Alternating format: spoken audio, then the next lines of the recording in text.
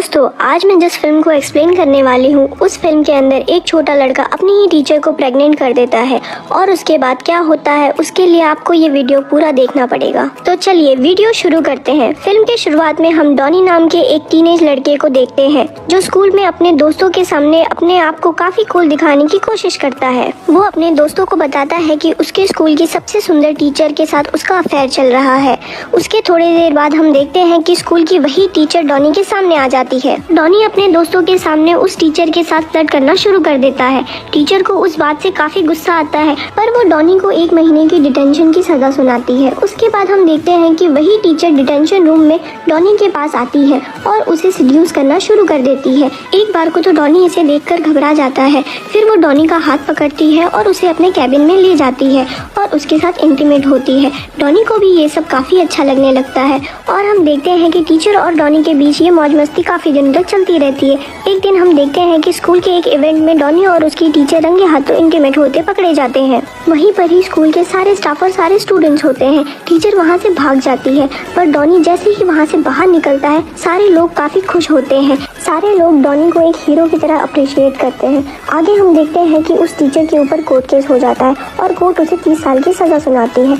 इसके साथ साथ हमें ये भी पता चलता है कि डॉनी ने उस टीचर को प्रेग्नेंट कर दिया है। अब उस टीचर का जब भी बच्चा होगा तो डॉनी जब 18 साल का होगा तब उसे सौंप दिया जाएगा। जैसे ही ये खबर मार्केट में फैलती है, डॉनी हर जगह फेमस हो जाता है और इंटरनेट सेंसेशन बन जाता है।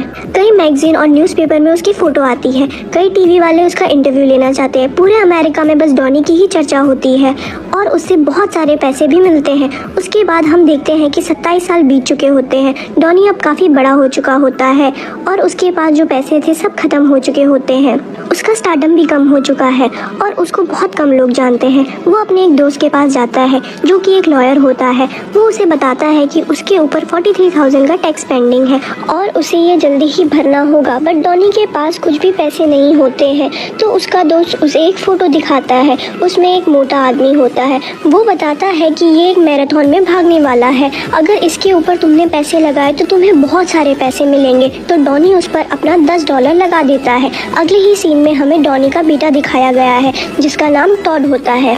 वो एक सक्सेसफुल बिजनेसमैन बन चुका है। उसकी एक गर्लफ्रेंड भी है जिसका नाम जेमी है और वो दोनों जल्द ही शादी करने वाले हैं। वहीं डॉनी अपने दोस्त के क्लब में बैठे सोचता रहता है कि उसके पास पैसे का इंतजाम कहाँ से होगा। अचानक ही उसको अखबार में अपने बेटे की फोटो दिखती है और उसको देख के वो सोचता है कि इसके पास तो बहुत पैसे होंगे, मुझे इससे पैसे मिल जाएंगे। डॉनी और पैसों की जुगाड़ के लिए अपने एक पुराने दोस्त के पास जाता है। इसका नाम मॉर्गन होता है और ये एक टीवी प्रोड्यूसर और एंकर होता है। डॉनी ने इसके साथ काफ़ी काम किया हुआ होता है। मॉर्गन ने डॉनी को काफ़ी अच्छा पैसा दिया हुआ होता है पहले भी। मॉर्गन डॉनी को बताता है कि अगर उसने अपने बेटे और उसकी माँ का रियूनियन करवाया तो वो उसे $50,000 देगा।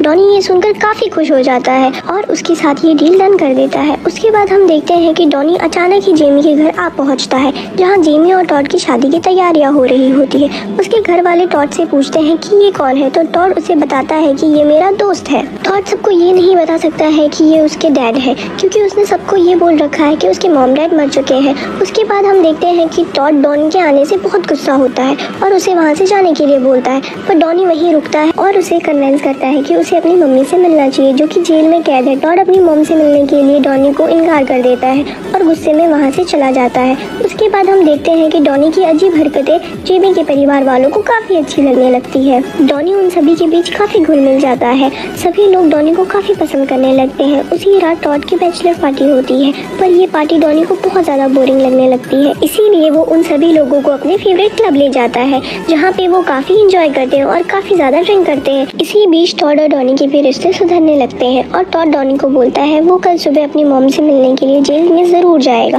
पर डॉनी उसे मना कर देता है और बोलता है इसकी कोई ज़रूरत नहीं है क्योंकि डॉनी को पता होता है कि अगर वो जेल पर गया तो मॉर्गन वहाँ पे पहुँच जाएगा और टॉड को पता चल जाएगा कि डॉनी ने ये सब पैसों के लिए किया है। पर टॉड डॉनी की बात नहीं सुनता है और वो अगले ही सुबह अपनी मॉम से मिलने के लिए जेल की तरफ जा रहा होता है। इसी बीच वो डॉनी को फ़ोन करता है और उसे बताता है कि वो जेल जा रहा है। डॉनी ये सुनकर फटाफट जेल पहुंचता है। वहाँ जाके हम देखते हैं कि उसकी माँ आती है और वो तीनों आपस में बात कर रहे होते हैं। जैसे ही वो तीनों आपस में बात कर रहे होते हैं, वहाँ मॉर्गन अपना कैमरा लेके पहुंच जाता है और ये सारी चीज़ें शूटिंग करने लगता है। टॉड उसे पूछता है कि ये क्या हो रहा है, तो मॉर्गन उसे बताता है कि डॉनी को उसने $50,000 ऑफर किए थे ये सब शूट करने के लिए।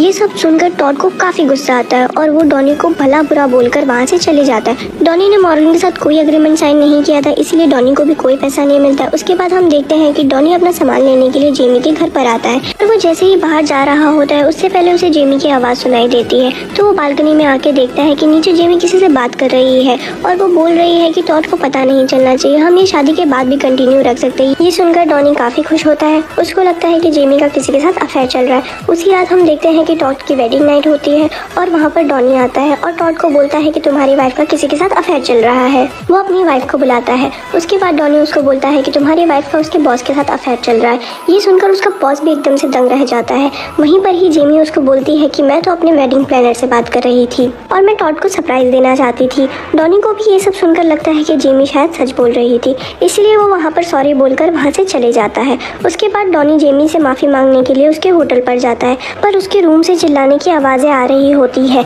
ये आवाज़ें सुनकर वो खिड़की के बाहर से ही उसके रूम के अंदर घुसने की कोशिश करता है। वो जैसे ही उसके रूम के अंदर जाता है, वो देखता है कि जेमी अपने ही भाई के साथ इंटीमेट हो रही होती है। ये देखकर डॉनी एकदम से दंग रह जाता है और वो उसकी एक फ़ोटो भी क्लिक कर लेता है। उसके बाद वो उसे बोलता है कि मैं ये सारी चीज़ें टॉड को बता दूंगा, पर जेमी उसे जाने से रोकती है और बोलती है कि तुम अगर उसे ये नहीं बताओगे तो मैं तुम्हें $50,000 दूंगी। अगली सुबह हम देखते हैं कि टॉड की शादी का दिन है। डॉनी और उसका दोस्त भी टॉड की शादी पर आ जाते हैं।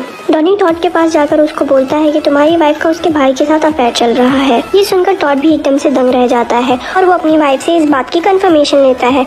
डॉनी उसे बताता है कि तुम्हारी वाइफ ने मुझे चुप रहने के लिए $50,000 का चेक भी दिया है और वो चेक उसके सामने ही फाड़ देता है। टॉड को ये सब सुनकर काफी बुरा लगता है। वो जेमी के साथ उसी टाइम पर ब्रेकअप कर लेता है और शादी के लिए मना कर देता है। टॉड सभी लोगों को ये भी बता देता है कि डॉनी ही उसका डैड है और वो अपने डैड के साथ चला जाता है। उसके बाद हम देखते हैं कि टॉड, डॉनी और उसके कुछ दोस्त एक क्लब में बैठे हुए हैं। टॉड डॉनी को बोलता है कि उसके ऊपर जो भी टैक्स है वो उसे चुका देगा, पर डॉनी उसे ऐसा करने के लिए मना कर देता है। उसी टाइम डॉनी का दोस्त वहाँ आता है और वो उनको टीवी ऑन करने के लिए बोलता है।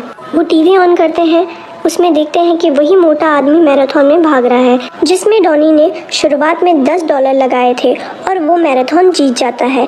इससे डॉनी को $1,60,000 का प्रॉफिट होता है और सभी लोग काफ़ी खुश होते हैं और फिल्म यहीं ख़त्म होती है। और ऐसी स्टोरीज जानने के लिए पेज को लाइक करें।